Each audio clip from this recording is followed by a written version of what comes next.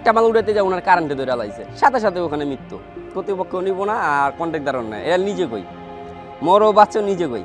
মৃত্যু উপত্যকায় দাঁড়িয়ে জীবনের সিংহভাগ কাটিয়ে দিচ্ছেন দেশের একাংশ মানুষ।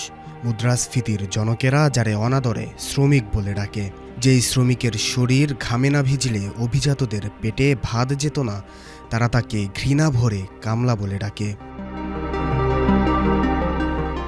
এই শ্রমিকদের ভিড়েই আছেন আরেক দল নিভৃত কারিগর।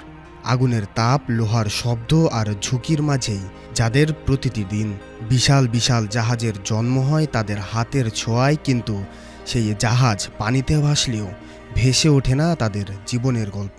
আমাদের কাজ শেষ হওয়ার সাথে সাথে আমাকে টাকা দেওয়ার নিয়ম, 1 সপ্তাহ 2 সপ্তাহ 3 সপ্তাহ, মানে আমাদের সপ্তাহ হিসাবের টাকা।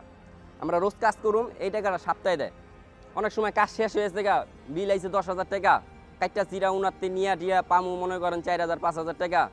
এইটারে মনে করেন শীতে 1,000 2,000 1,000 2,000 করে দিতে দিতে অনেক সময় নিয়ে লায়। আন্তর্জাতিক শ্রম সংস্থা ILO জাহাজ ভাঙা শিল্পকে বিশ্বের অন্যতম ঝুঁকিপূর্ণ পেশা হিসেবে চিহ্নিত করেছে। আর এই ঝুঁকি নিয়েই দেশের কয়েক লক্ষ পরিবারের সদস্যরা কাজ করে যাচ্ছে জাহাজ শিল্পে। বৈদেশিক মুদ্রায় স্বাবলম্বী হচ্ছে দেশ, কিন্তু ভাগ্যের চাকা আর ঝুঁকি কমছে না জাহাজ শ্রমিকদের।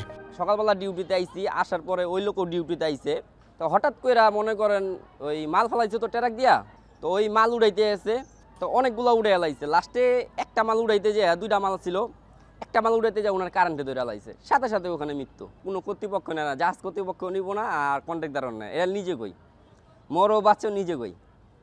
এটা কোনো কন্ট্রাক্টরও নিব না আর জাহাজ কর্তৃপক্ষও নিব না। পেশিগুলো সব শক্ত, আমার হাতের তালুতে পড়েছে করা, আমার হাতের স্পর্শ ছাড়া অজন্মাই থাকে বসুন্ধরা। আমি শ্রমিক, আমার ঘামে উঠে দাঁড়ায় ইট কংক্রিটের শহর, আমার আগুনে নরম হয় লোহা।